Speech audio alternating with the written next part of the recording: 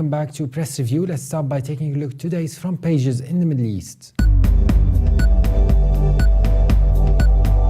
The UAE's Gulf News leads its front page today, reporting on Russia's Black Sea Fleet telling Ukrainian forces in Crimea to surrender by today or face a military assault.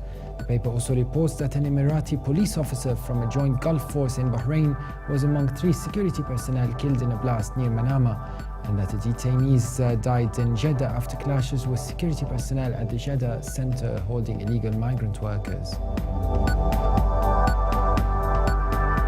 Saudi's Arab News leads its front page reporting that the Council of Ministers has banned the sale of energy drinks at all government education and health facilities, with a further prohibition on companies advertising these products. It also reports that 1 person was killed and at least 9 were injured in a stampede after violence broke out among deportees at the Shumaisi deportation center. Turkey's Hurriyet Daily leads reporting that Ukraine has accused Russia of pouring more troops into Crimea despite calls from world leaders as they grappled with Europe's worst standoff since the Cold War. It also reports that Turkey's EU minister has denied claims that people within the national agency misappropriated EU funds while welcoming a union decision to investigate claims of wrongdoing in the body. Iran's Tehran Times leads reporting that the US president has said it is profoundly in the interest of all to let diplomacy play itself out during the course of negotiations with Iran on its nuclear programs, reiterating his position that he is opposed to imposing new sanctions on Tehran. It also reports that hundreds of protesters have been arrested during a peaceful sit-in in Washington, D.C. after they strapped themselves to the White House fence and laid out their demands on Pennsylvania Avenue in protest against the proposed Keystone XL oil pipeline. Egypt Independent leads today reporting that toppled President Mohamed Morsi arrived at police academy for his trial along with other 14 members of the Muslim Brotherhood over protester killing charges. It also reports that militants seized the city council headquarters in the Iraqi city of Samarra and took employees hostage. Lebanon's Daily Star reports that Egyptian Army Chief Field Marshal Abdel Fattah al-Sisi gave the clearest indication yet that he will run for president, saying he cannot ignore the demands of the majority. It also reports that a senior Irish defense official will visit Beirut mid-March to discuss the latest developments in Lebanon and the region. Now let's take a look at the top Middle East headlines from UK papers.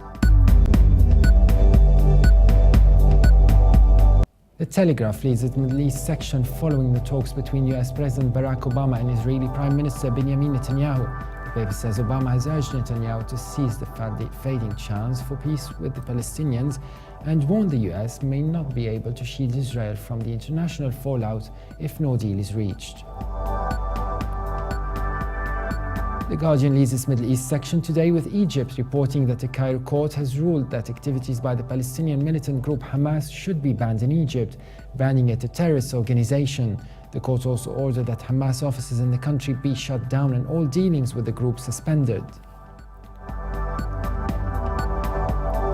And now let's have a quick look at the top Middle Eastern stories in international papers.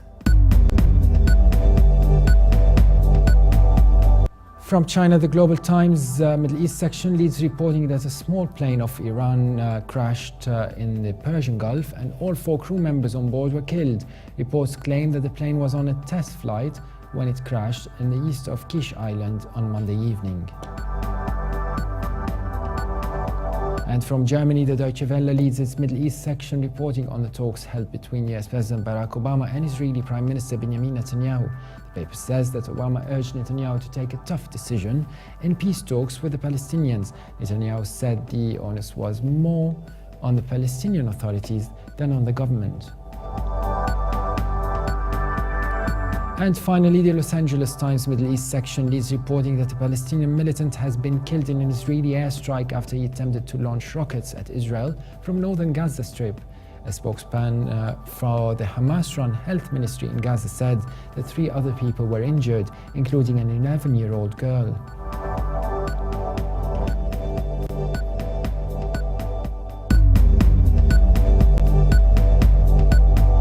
European-based journalist and political analyst John Rosenthal writes on transatlantic security issues this time. He writes in Al-Monitor a piece titled "Syrian rebel force to receive Saudi arms has worked with Al-Qaeda group." According to a recent report in the Wall Street Journal, Saudi Arabia, with US backing, has agreed to provide advanced weaponry including anti-aircraft missiles to a newly formed southern front of the Syrian rebellion under the leadership of Bashar al-Zobi. Zobi is the commander of the Yarmouk Brigades, a powerful rebel formation operating in the region of Daraa near the Jordanian border. Rosenthal comments, if this is indeed the calculation of Washington and its regional allies, the dilemma is Zobi's Yarmouk Brigade has been known to collaborate with none other than Jabhat al-Nusra. Jabhat al-Nusra is not merely Al-Qaeda inspired, it is the jihadist faction in Syria that is officially recognized as an Al-Qaeda affiliate by Al-Qaeda chief Ayman al-Zawahiri. It was designed as a terrorist organization by the US Department of State in December 2012. Rosenthal then adds, despite rumors that the Yarmouk Brigade field commander was assassinated by elements of Jabhat al-Nusra at the beginning of October 2013, Yarmouk Brigade's media office openly acknowledged the collaboration of Jabhat al-Nusra in an attack carried out on October the 5th, 4 days after the field commander was killed.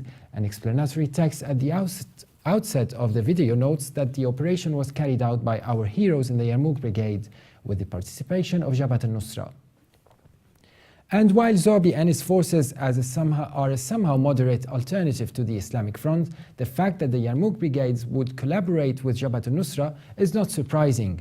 While the brigade has developed its own distinctive branding, including its own logo and flag, it has been careful to incorporate Islamic themes and classical jihadist symbolism.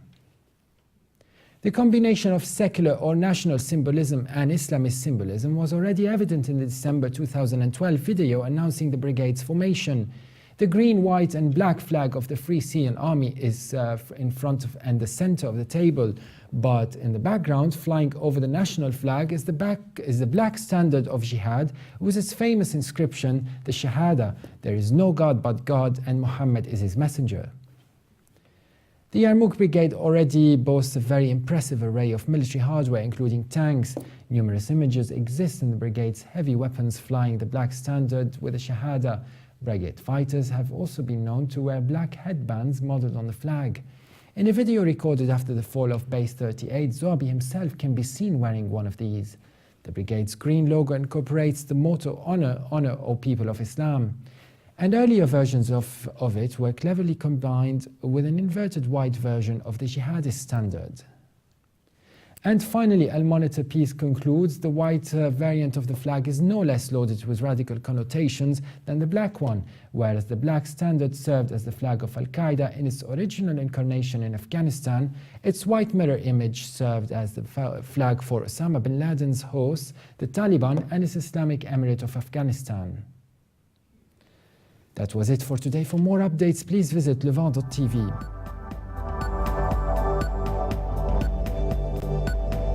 Thank you for watching and bye for now.